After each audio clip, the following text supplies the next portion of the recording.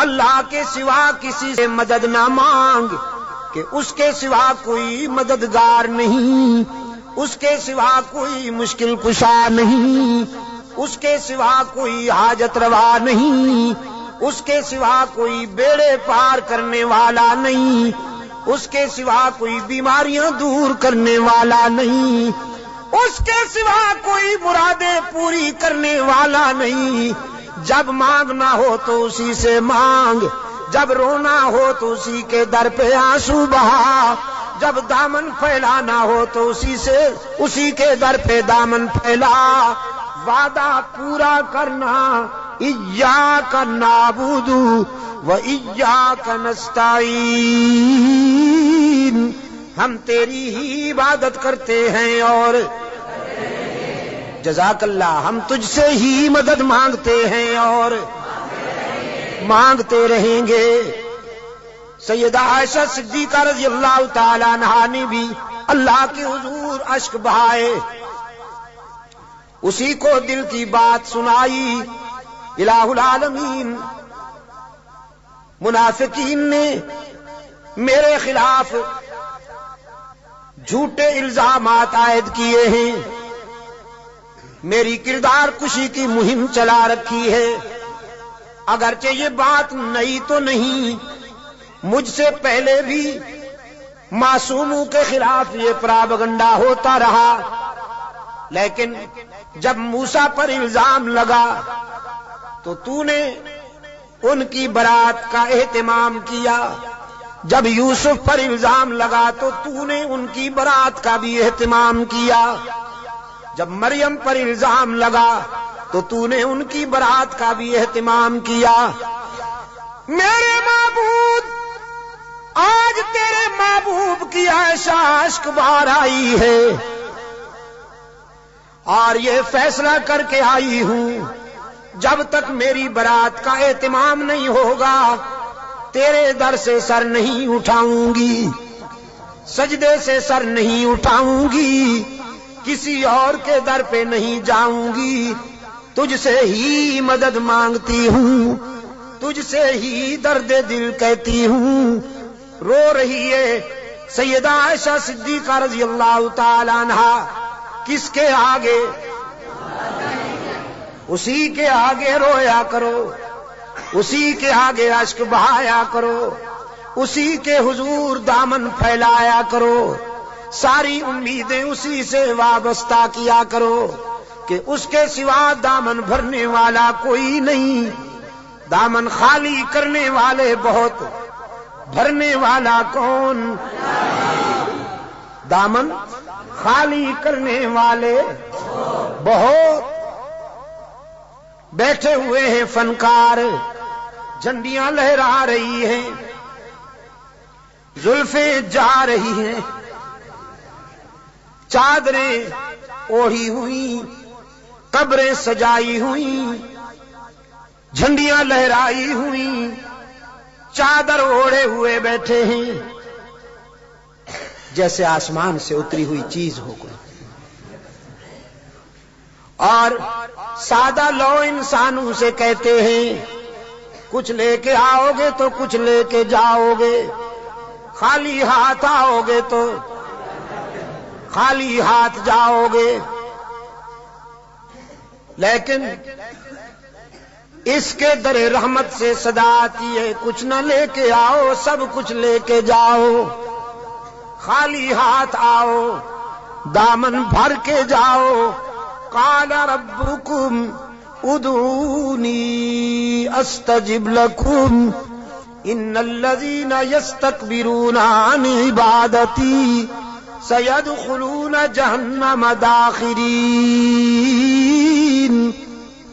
دنیا والوں سے مانگا جائے تو ناراض ہوتے ہیں، نہ مانگا جائے تو خوش ہوتے ہیں، لیکن یہ داتا وہ ہے کہ یہ مانگنے والوں سے خوش ہوتا ہے، نہ مانگنے والوں سے ناراض ہوتا ہے۔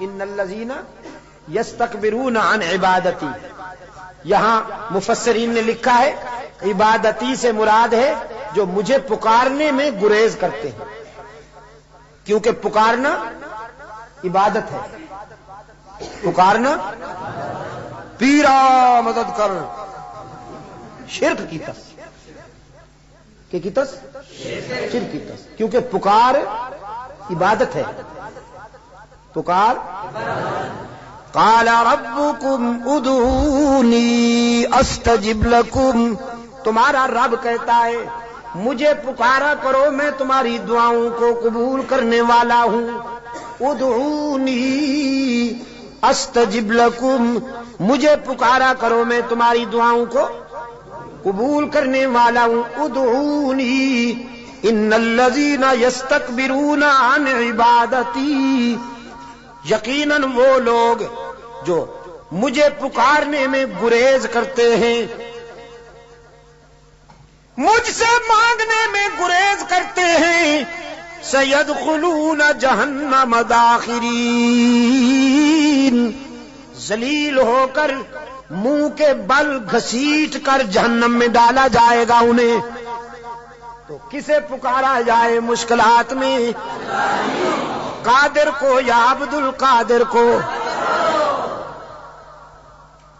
ذرا حرارت فضا میں تحلیل کر دو، ہاں ذرا حرارتیں، یہ گرمی فضاؤں میں تحلیل کر دو، اور پھر اللہ سے دعا کرو کہ یہ فضائیں پھیل جائیں اور بھی کے بیماروں کو اللہ شفائے کاملہ عطا فرمائے۔ مشکلات میں کام آنے والا کون؟ روشن ضمیر نے کہا نہ مجھو از غیر حق یاری، کہ لا فتح اللہ یقیدانم دری عالم، کہ لا مسجود اللہ ولا معبود فی الکونین لا موجود اللہ، کوئی مانے یا نہ مانے لیکن میرا تو ایمان ہے کہ اس کے سوا پوری کائنات میں کوئی مسجود نہیں، اس کے سوا پوری کائنات میں کوئی مسجود، نبی مسجود، رسول مسجود، تو پھر کاما والی سرکار کیسے مسجود ہو گئی؟ سبحان اللہ۔ قرآن کریم میں جگہ جگہ پر فکر انسانی کو متوجہ کیا گیا ہے کہ نیاز مندیاں، اپنی جبین کی نیاز مندیاں اللہ کے لیے وقف کرنی ہوں گی۔ فرمایا لعن اللہ الیہود والنصارى، اللہ کے رسول صلی اللہ علیہ وسلم نے فرمایا یہودیوں پر، نصرانیوں پر اللہ کی لعنت۔ کیوں؟ اتخذوا قبور انبیائہم مساجدا، کہ انہوں نے نبیوں کی قبروں کو سجدہ گاہ بنا دیا۔ نبی کی شان زیادہ ہوتی ہے یا ولی کی؟ نبی کی شان زیادہ ہے نا ولی سے۔ جو نبیوں کی قبروں کا سجدہ کریں ان پر تو اللہ کے رسول نے لعنت بھیجی ہے، اور جو ولیوں کی قبروں کو سجدہ گاہ بنا لیں ان پر، ہاں جزاک اللہ، یہی بات ہے، یہ عاشق بنے پھرتے ہیں۔ نبیوں اور رسولوں کی قبروں پر سجدہ کرنے والے ملعون، تو ولیوں کی قبروں پر سجدہ کرنے والے ڈبل ملعون۔ ڈبل ملعون نا؟ ڈب، اچھا ٹریبل۔ انسانی جبین کی عاجزیوں کے لیے حقیقی مسجود کون؟ ہر جگہ موجود کون؟ معبود کون؟ کارساز و دستگیر کون؟ حاجت روا و مشکل کشا کون؟ سیدہ عائشہ صدیقہ رضی اللہ تعالی عنہا نے آنسو بہائے ہیں اللہ کے در پر، درد دل سنایا ہے علیم بذات الصدور کو۔ سورہ نور آئی، قلب رسول پر وحی کی صداقت چمکی، فرمایا الخبیثات للخبیثین والخبیثون للخبیثات والطیبات للطیبین والطیبون للطیبات اولئک مبرؤون مما یقولون لہم مغفرۃ ورزق کریم. پاک باز بیویاں پاک باز شوہروں کے لیے، گندی بیویاں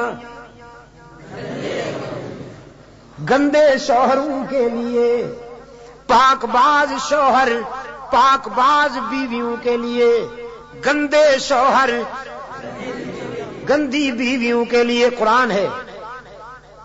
آپ سمجھے کہ نہیں؟ قرآن اور کلام فطرت ہے یہ. اگر اپنی بیوی کو پاک دامن رکھنا چاہتے ہو تو خود بھی پاک دامن رہا کرو، لیکن اگر تم تاڑ جھانک کرو گے تو ادھر بھی سلسلہ شروع ہو جائے گا، تمہیں معلوم ہو یا نہ ہو. سمجھے ہو کہ نہیں؟ کلام فطرت ہے نا قرآن کریم. قرآن کریم تو راز کی باتیں کہتا ہے، کلام فطرت ہے. فرمایا الخبیثات للخبیثین والخبیثون للخبیثات. ناپاک بیویاں ناپاک شوہروں کے لیے، ناپاک شوہر ناپاک بیویوں کے لیے. طے ہو گیا. والطیبات للطیبین. پاک باز بیویاں پاک باز شوہروں کے لیے، والطیبون للطیبات، اور پاک باز شوہر پاک باز بیویوں کے لیے. رب العالمین نے جرا کے لہجے میں سیدہ عائشہ کی وکالت کرتے ہوئے واضح کیا. جس نے اس عفیفہ کے کردار کو سمجھنا ہو، عائشہ کی عظمت کو سمجھنا ہو، وہ عائشہ کے شوہر کی عصمت کا نظارہ کرے. جس کا شوہر محمد معصوم، وہ بیوی کیسے نہ محفوظ. محمد معصوم ہے، عائشہ محفوظ ہے. جرا کے انداز میں رب العالمین نے برات کی. اولئک مبرؤون مما یقولون.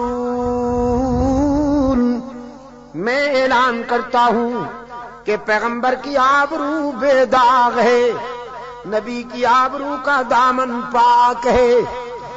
آپ میرے لیے اور میں آپ کے لیے اللہ کے حضور التجا کر دیں کہ اللہ دنیا اور آخرت کی کامیابیوں سے ہم کنار فرمائے.